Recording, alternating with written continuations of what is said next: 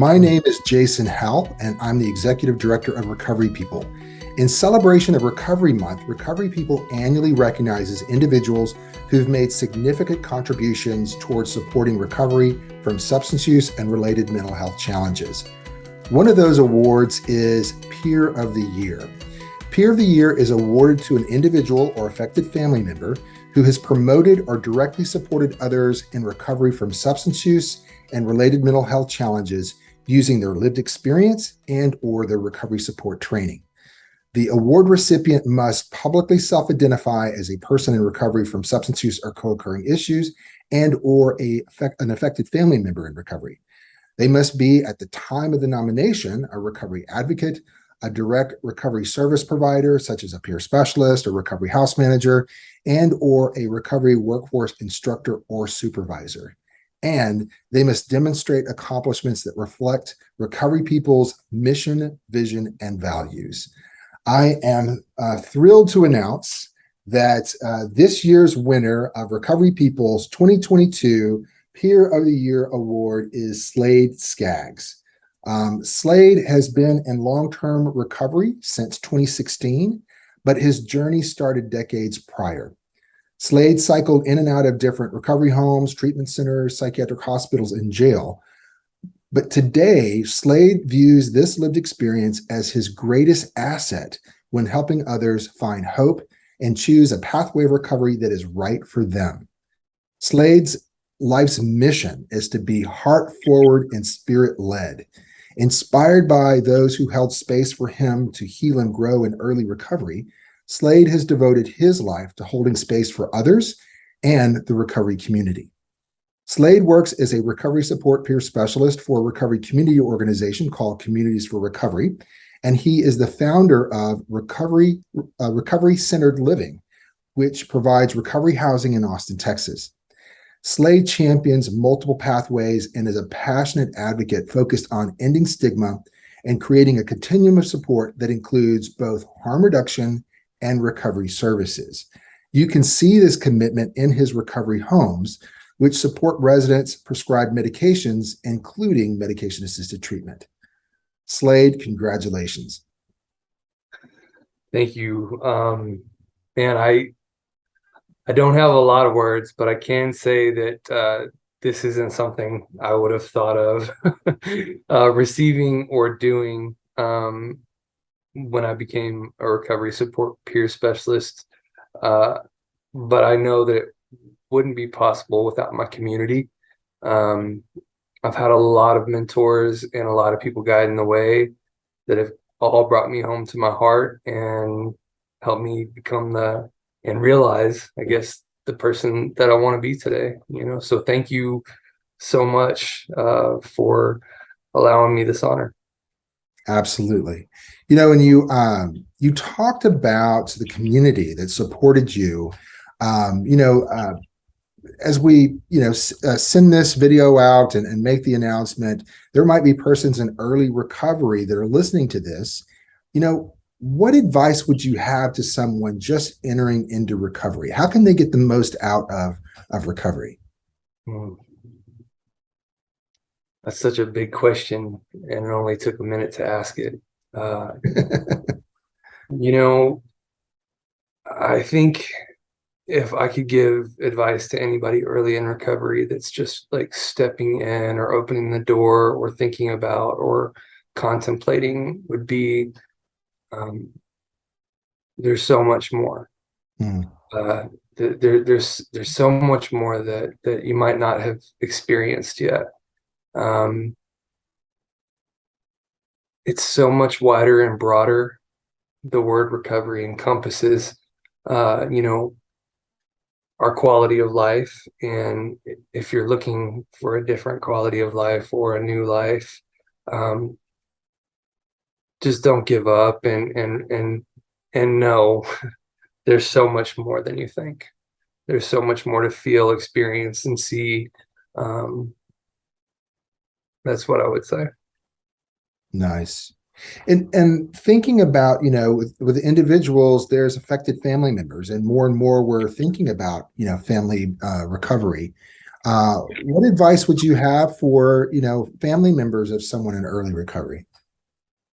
You know, I've been taught and shown that this is a family disease, or this is a family issue. And I think that what that means is like not so much that a family needs to hover or take care of their loved one that may be suffering from substance use disorder, but rather like try and see like where their part is in their own recovery and their own healing for their loved one, and look a little deeper than what's topically out there or known as recovery and the options that people normally think exist.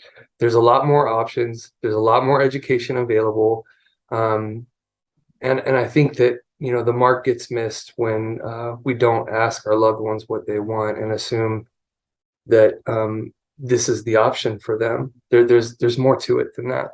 I think that's kind of where I would go. Nice. You've got a couple of years in recovery now. Has does recovery change? Or I'm thinking about what advice would you have for a person who is in long-term recovery, or put some recovery time together, and also bringing in the family as well. So it might be a little different, or maybe the same as early recovery. What about persons in longer term recovery? Well, I'm surprised that I didn't say this at the beginning of this recording, but I am a person in long-term recovery, and what that means to me is I have not had an illicit substance or drink of alcohol since July 3rd, 2016. Um, and what I can say to somebody that's in long-term recovery, there's so many different paths, and that can mean so many different things for each individual that identifies that way. If they're getting dull, or if life isn't presenting what it once was early in recovery, just like I said to the families, there's so much more. I think we're not done digging. We're not done uniting. We're not done building community. There's a lot of work to be done, and every time that I see anybody in long-term recovery, or myself included, get to a place where things start to feel a little dull, it's probably because there's an action I'm not taking. You know, that's probably what I would share with somebody in long-term recovery. Yeah, that notion of it being a journey really resonates with me and my experience in recovery. So I thank you for that. Now, when a lot of times when people are in recovery, they start looking at how they're going to get back, how they're going to be, of service. For you, you've done quite a bit of things in the recovery support field, kind of making this a career. What advice would you have for someone who wants to work in the recovery support field, whether that be as a peer specialist or opening up a recovery home? Well, first, I would say take the blinders off, because, working in the recovery field is a lot larger than what most people think of right away. Um, I think that it's so much larger that there's positions working in the recovery field that we may not even think about or know about. And, whether it has to do with legislation or policy, whether it has to do with working for a community center, a recovery community center, or an organization. It's larger than just treatment or detox. And I think that it's super important that kind of thinking gets blown out of the water so that people know about these options. 9 times out of 10, when I hear somebody saying that they want to work in the recovery field, it's automatically straight to treatment or detox, and that's beautiful. That's great. However, it's so much larger than that, and I don't believe in limiting myself or limiting others in providing options. Um, I think it's exciting.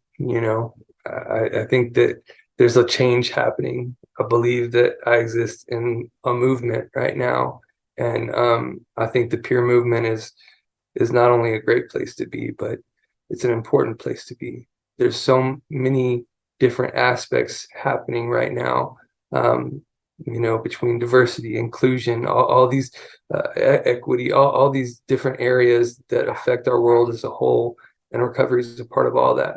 You hear people talk about not knowing somebody that doesn't have some kind of involvement or attachment to somebody that has been affected by substance use disorder, addiction, overdose. It affects the world. It affects all of us, and there's a place for lived experience in all of that to help guide the way and help make sure that there's a lot of things included, a lot of things considered, and a lot of perspectives taken as I don't know, taken as word, as the way it should be, including people with lived experience is a must. Absolutely. It's a must.